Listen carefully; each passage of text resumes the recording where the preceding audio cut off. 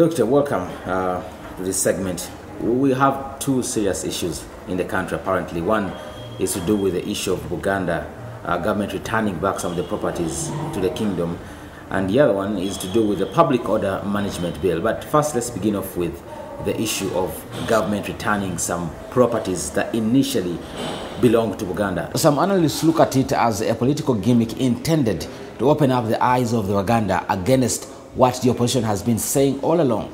As the opposition, what are you left with now in Uganda? No, it's a political move without doubt. I don't think that its intention is to divide the opposition from the kingdom as such. I think it is to lessen the hostility of the people of Buganda towards Mr. Museveni and his power. He has been, using those properties as inducements, and that's why he cannot surrender them at a go as is required of him. He has been hoping that whenever there is a problem, he can release something small. I think the people of Buganda rightly know that his intentions towards Buganda are not good, whether he says he's returning the properties or not. So there is hostility beyond the goods or the properties of Buganda. As I have said earlier, it is definitely a political gimmick. And it's a gimmick that I believe he would have been reserving indeed for a period towards 2016. But he, I think, has been forced to hurriedly and I think without much preparation and without any form of negotiation from my own intelligence to hand over these things, because really he's pinned against the wall.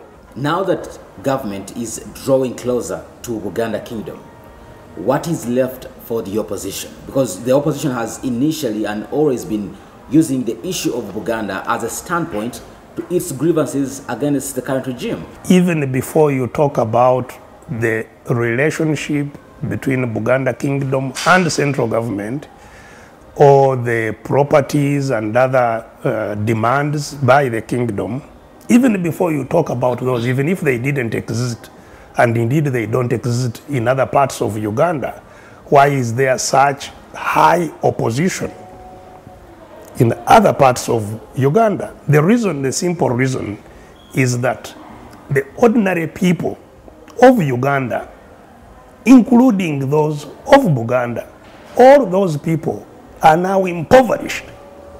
If you go to the villages of Buganda, there is absolute misery.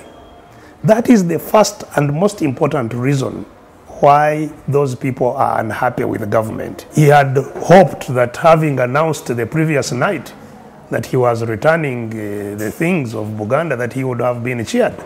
Instead, he was booed. Now that Parliament has passed the public order management bill, which apparently is intended to curtail all activities of the opposition and anyone else probably in society, are we seeing the end of activism of you, Kiiza Besigye, and the entire opposition in the country? We have really no parliament. Is that, the people who masquerade as honorables and so on are nothing but, really a group of cheerleaders for Mr. Museveni. I'm not surprised that the public order management bill was passed. What I am sure about is that it cannot end the opposition, or even in any reasonable way curb the opposition to the many injustices that the regime is meting out to the people of Uganda. Some of us may be arrested, may be imprisoned, may be killed, but eventually Uganda must be free. And I have absolutely no doubt that Uganda will be free, with public management bill or not. Thank you very much, Doctor. My pleasure.